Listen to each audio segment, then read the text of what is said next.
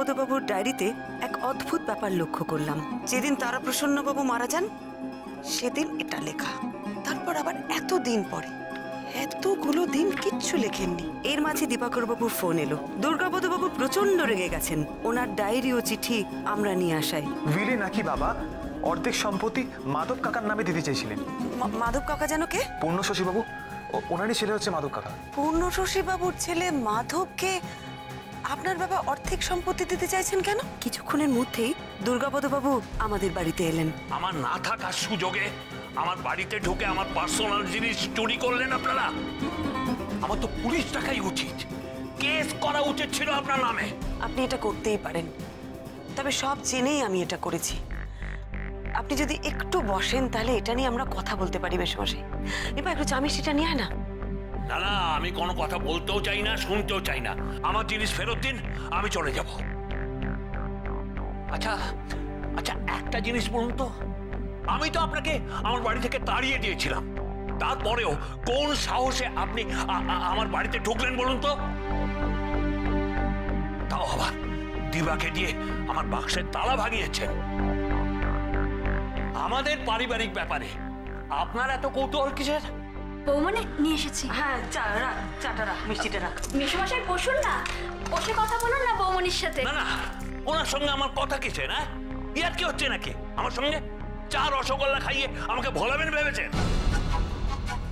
আমি এখান থেকে বেরিয়ে সোজা থানায় যাব। গোটা বাড়িকে আমি হাজতবাস করাবো। আর আপনাকে আপনাকে আমি জেলের খানি টানাবো। আপনি যা বলছেন একদম অক্ষরে অক্ষরে সত্যি মেশমশাই। আপনি তাড়িয়ে দেওয়া সত্ত্বেও আমি আপনার বাড়িতে গেছি। আপনার না থাকার সুযোগে আমি আপনার জিনিসপত্রে হাত দিয়েছি। দিবাকর বাবুকে আমি বলেছি আপনার বাক্সের তালা ভাঙতে। আপনার পার্সোনাল ডায়েরিটা আমি নিয়ে এসেছি, চিঠিটাও রেখেছি আমার কাছে।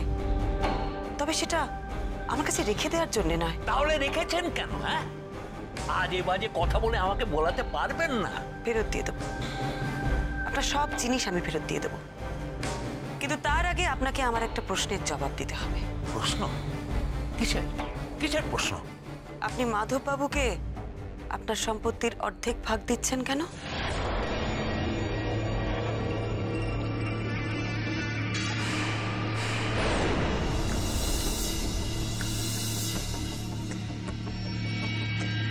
আমি জেনেছি যে মাধব বাবু আপনাদের পরিবারের কেউ নন, তবে বেশ করেছি, দিয়েছি।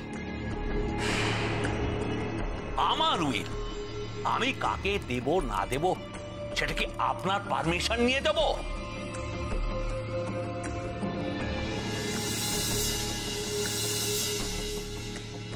হু are you to ask me?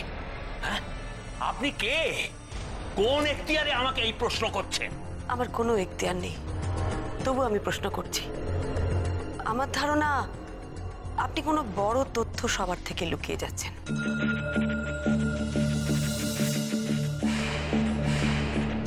দেখুন মেশমশাই, আপনি দয়া করে আমাকে সবকিছু বলুন।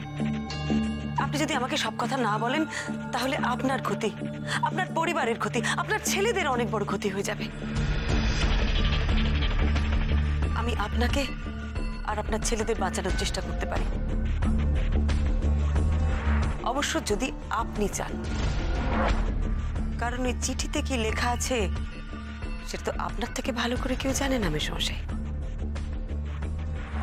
আপনি কি? হ্যাঁ, আমি দেখেছি। ওই চিঠি অনুযায়ী মাস দেড়েক বাদে আপনার ছেলেরাও মারা যাবে।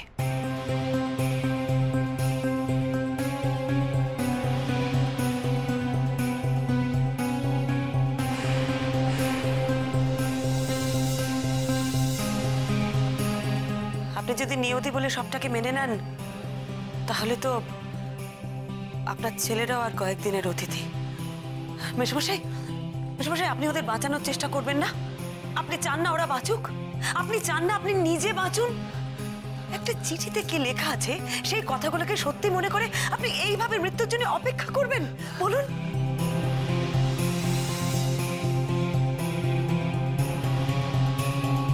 নিয়তি, ভবিতব্য এসব আমি মানি না মেশমশাই। তবে যদি সেটা হয়ও, আমরা তো সেটা আটকাতে পারবো না বলুন। কিন্তু এটাও তো হতে পারে যে কেউ নিয়তি ভবিতব্য বলে আপনাদের সকলকে শেষ করতে চাইছে। শেষ করতে চাইছে মানে মানে খুন হতেও তো পারে।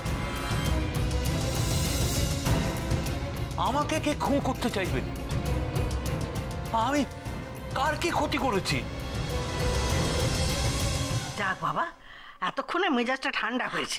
ঠাম্মা চুপ করো না, শুনলে আবার যদি চটে ওঠে। এই জন্য লোকের ভালো করতে নেই। বাড়ি বয়সে কিরকম কথা শোনাচ্ছে জানো, হাতুড়ি দিয়ে না মারলে মাথায়, ভদ্রলোকের মাথায় ঢোকে না কিছু। না না, আমি বড় বৌমাকে এসব আর করতে দেবো না, একদম করতে দেবো না।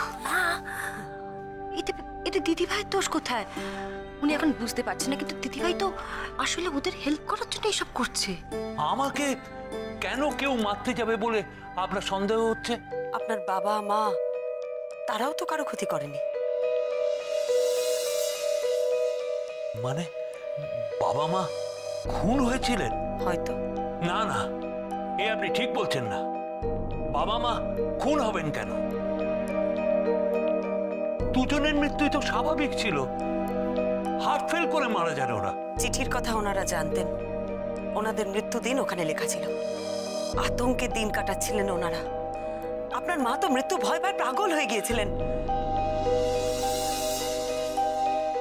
হ্যাঁ, মানে আমি তারপর ওই চিঠিতে বলা দিনগুলোতে ওনারা মারা যান।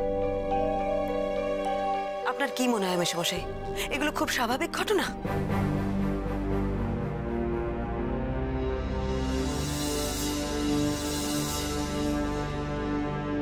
কিন্তু কিন্তু যা ঘটেছে তা কি করে অস্বীকার করি? মেশমশাই মেশমশাই, আপনি আমার কথা শুনুন। আপনি আমাকে সবকিছু খুলে বলুন, দেখি না চেষ্টা করে সবাইকে বাঁচাতে পারি কিনা। একটা পরিবার এভাবে শেষ হয়ে যাবে তা কি করে হয় বলুন তো? তুমি তুমি কি কি করবে?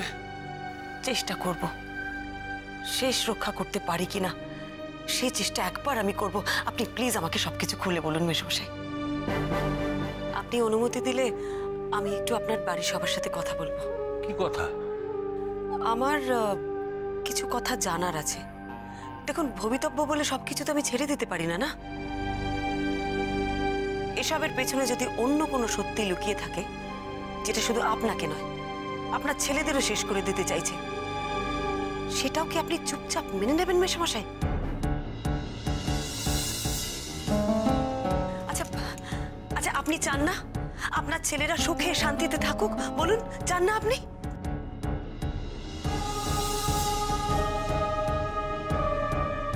কি করে খণ্ডাবে তুমি?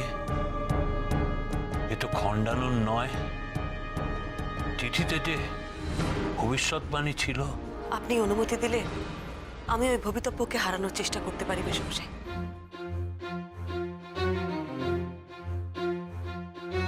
ভবিতব্যকে মেনে নেওয়ার চেয়ে মানুষকে বাঁচানোর কাজ অনেক অনেক বেশি পুণ্যের।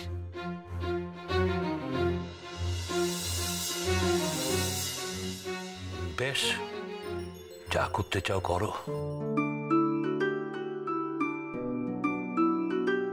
যা করতে চাইছো তাতে যদি আমাদের পরিবারের মঙ্গল হয় তাহলে আমি আর বাধা দেব না। যাকে যা প্রশ্ন করার করো, তবে একটা কথা। এই দেখো, আবার কি কথা? আমাকে ওই জিজ্ঞাসা টিজ্ঞাসার বাইরে রেখো। আচ্ছা বেশ। আর তাহলে ওই চিঠি আর ডায়েরিটা তোমার কাছেই রইল। আমি চলি। এই দেখো, চলে যাচ্ছেন যে? আরে আপনার জন্য আমার বড় নাতবউ গরম রসগোল্লা নিয়ে এসেছে, সেটা না খেয়ে চলে যাচ্ছেন? আরে দেখো দেখিনি, এইসব আবার তুমি দেখো দেখি, কথায় কথায় কখন তোমাকে আমি তুমি বলতে শুরু করেছি। তাতে কি হয়েছে? না, তুমি ভালো গোয়েন্দা বটে। আমি যে গরম রসগোল্লা পছন্দ করি তুমি সে খবরও রাখো।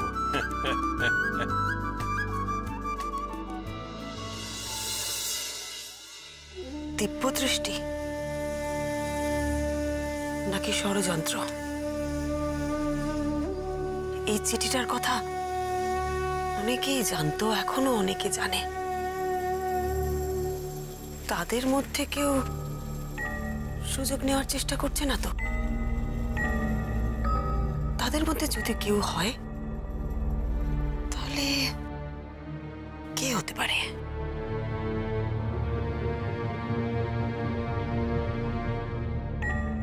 এই চট্টোপাধ্যায়দের কে এমন শত্রু থাকতে পারে যে পুরো বংশটাকে শেষ করে দিতে চায়? সেই পুরোহিত পূর্ণশশী চক্রবর্তী। এতদিন পরও উনি তার অপমানের শোধ নিয়ে যাচ্ছেন। কিন্তু তার পক্ষে কি সম্ভব? তার তো এখন অনেক বয়স হয়ে যাবার কথা। তিনি কি করে? আচ্ছা, ওনার ছেলে মাধবের নামে দুর্গাপদবাবু অর্ধেক সম্পত্তি কেন লিখে দিতে চাইছেন? আর ওনার ছেলে মাধবী বা কোথায় এখন?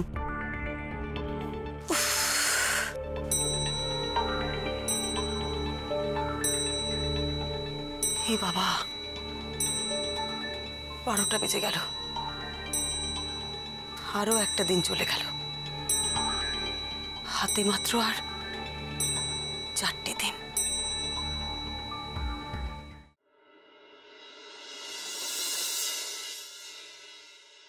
মা কেন আমত করছো? চলো না মা, একবার চলো ওনার সঙ্গে গিয়ে কথা বলো প্লিজ। মা একবার গিয়ে দেখো না কি হয়। এই ছোট খোকা, কি শুরু করলি তোরা? কাল তোর বউ শুরু করেছে, আজ তুই ঘ্যান ঘ্যান করছিস। পরমামিত্রের কি করবে? সে কি নিয়তিকে খণ্ডাবে?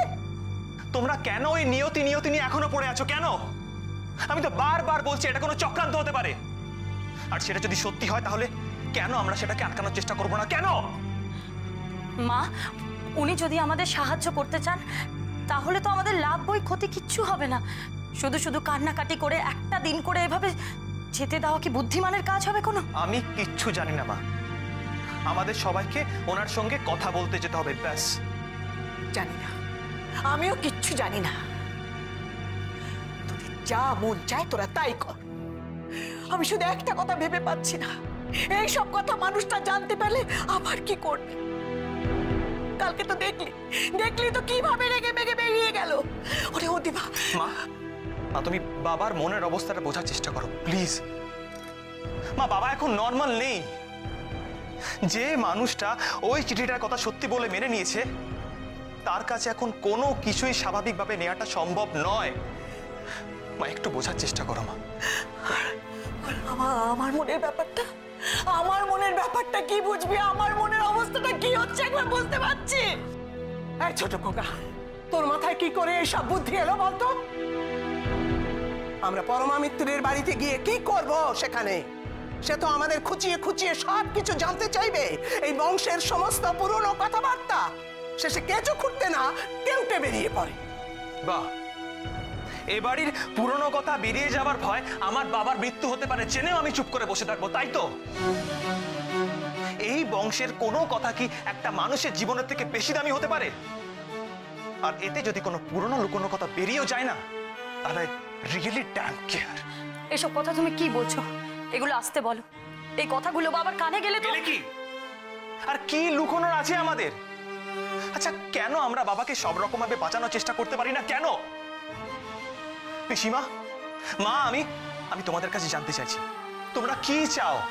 তোমরা কি চাও বাবা ভালো থাকুক, বাবা বেঁচে থাকুক? কি? চুপ কর তুই, এসব কে আলো করে কথা বলছি? মা তাহলে প্লিজ মা আমার কথাটা শোনো, আমি যা বলছি সেটা শোনো। বাবা ওনাকে আমাদের বাড়িতে আসতে দেবে না, তাই আমাদের সবাইকে ওনার কাছে যেতে হবে। এতে তো কারো কোনো ক্ষতি হবে না। আর তোর বাবা জানতে পারলে সেটা কি হবে ভেবে দেখেছিস? তাই বলে কি বাবাকে আমরা এইভাবে নিয়তির হাতে ছেড়ে দিতে পারব? নিয়তি নিয়তি নিয়তি সব অভিশাপ, অভিশাপ, অভিশাপ। দাদা সব সব নিয়তি। দাদা থামো। নিয়তি নিয়তি চলো চলো, শান্ত হয়ে বসো। বসে কি? এ কি চেহারা আছে তোমার এক রাত্রে? বাবা বাবা কি হয়েছে আপনার? না, তোমরা সবাই এখানে, তাই সারা রাত্রি তোমার ঘুম হয়নি না? কালকে কিচ্ছু তুমি মুখেও দিলে না, কারোর সাথে কথা পর্যন্ত বলছো না। একটা একটা করে দিন কেটে যাচ্ছে, একটা একটা করে দিন, আর মাত্র 4টে দিন বাকি, মাত্র 4টে দিন। অভিশাপ, অভিশাপ, অভিশাপ, সব সব সব সব সব সব অভিশাপ। চুপ কর, চুপ কর সদা, কাটা গায়ে আর নুনের ছিটে দিচ্ছে। কি হয়েছে? কি হচ্ছে? ওই দুজন মেয়ে মানুষ আবার এসেছে। ওই বড় মামিত্তির তার শাশুড়িকে নিয়ে আবার এসেছে। আমি ওনাদের আসতে বলেছি।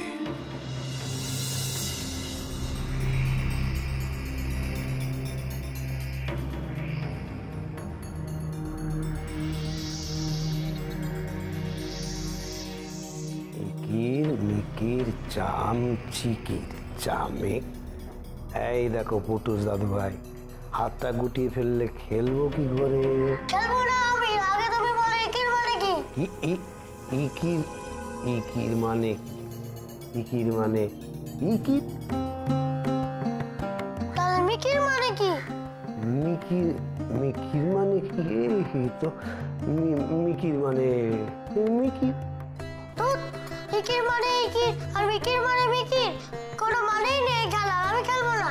আয় দেখো, না খেললে তুমি খেলার মজাটা বুঝবে কি করে? হাতটা পাতো, হাতটা পাতো, দেখো দেখো দেখো, এই দেখো, ইকির মিকির চাম চিকি চামে কাটা ও বড় বৌমা, মোজা। যাবে না? হ্যাঁ মা, চলুন। এ কি আপনারা? দাঁড়ান দাঁড়ান, আপনারা আবার এই বাড়িতে কেন এসেছেন? বড়দাবাবু আপনাদের এই বাড়িতে আসতে বারণ করে দিয়েছেন না? উনি জানতে পারলে খুব রাগ করবেন। তো উনিই তো আমাদের আসতে বলেছেন। বড়দাবাবু আপনাদের আসতে বলেছেন? হ্যাঁ। ও আচ্ছা, আসুন আসুন আসুন আসুন আসুন। বড়দাদাবাবু, আপনি নাকি এদেরকে আসতে বলেছেন? হ্যাঁ হ্যাঁ, আমি আসতে বলেছিলাম। এসো এসো এসো মা, নাও, এতে তুমি যা প্রশ্ন করার করতে পারো, আমি কোনো বাধা দেব না। তাহলে আমি আমার ঘরে যাই। হ্যাঁ, ও নারায়ণদা, তুমি একটু বড়দাদাবাবুর সঙ্গে যাও, দেখো কি লাগে না লাগে। আশা করি আপনাদের আর কারোর আপত্তি নেই আমার সাথে কথা বলতে। আপনি দাদাকে কি করে রাজি করালেন? উনি আমাদের বাড়িতে গিয়েছিলেন, আমি ওনাকে বোঝাই, বোঝানোর পরে উনি রাজি হন যাতে আমি আপনাদের বাড়িতে আসতে পারি, আপনাদের সকলের সাথে কথা বলতে পারি। আর তো মাত্র 4টে দিন, আমরা পারবো ওনাকে আটকে রাখতে? 4 দিন অনেক সময় মাসিমা, 4 দিনে অনেক কিছু হতে পারে। সেই জন্যই তো বলছি, ওনাকে বাঁচানোর জন্যে আপনারা প্লিজ আমার সাথে কথা বলুন, আমার সাথে সহযোগিতা করুন। করবেন না? আপনারা সহযোগিতা করবেন না বলুন? আপনি কি সবার সাথে একসঙ্গে কথা বলবেন, না একজন একজন করে? সেটা সেটা আমি দেখছি। তার আগে আপনি আমাকে একটা কথা বলুন তো, ওই পূর্ণশশীবাবুর চিঠিটা ঠিক কোথায় পাওয়া গিয়েছিল? মুখে বলবো কেন, চিঠিটা এক্স্যাক্টলি কোথায় পাওয়া গেছিল সেটা আপনি সচক্ষে নিজে দেখে নেবেন। আরে দাঁড়ান দাঁড়ান দাঁড়ান, আপনি যে বলেছিলেন চিঠিটা আপনাদের গ্রামের বাড়িতে পাওয়া গেছিল আপনার ঠাকুমা জিনিসপত্রের মধ্যে। আপনারা আমার সাথে আসুন, তুমি ওনাদের খাবারের ব্যবস্থা করো। আসুন।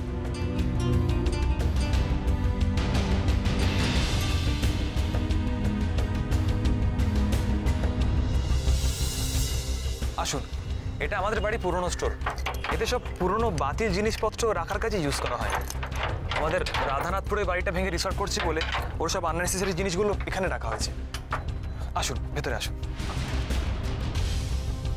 ভয় নেই, কোনো সাপ খোপ নেই। ট্রাঙ্কটা ওই যে। এখানে হাতির বাচ্চা লুকিয়ে থাকলেও তো দেখা যাবে না গো, হ্যাঁ? আর বলছি এখানে সাপ খোপ নেই। মিসেস মিত্র, মিসেস মিত্র, এই যে এর মধ্যে ওই চিঠিটা ছিল।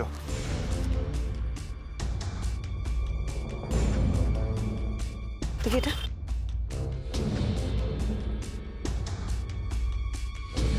ধরুন এটা। হ্যাঁ। দেখি আর কি আছে এর মধ্যে।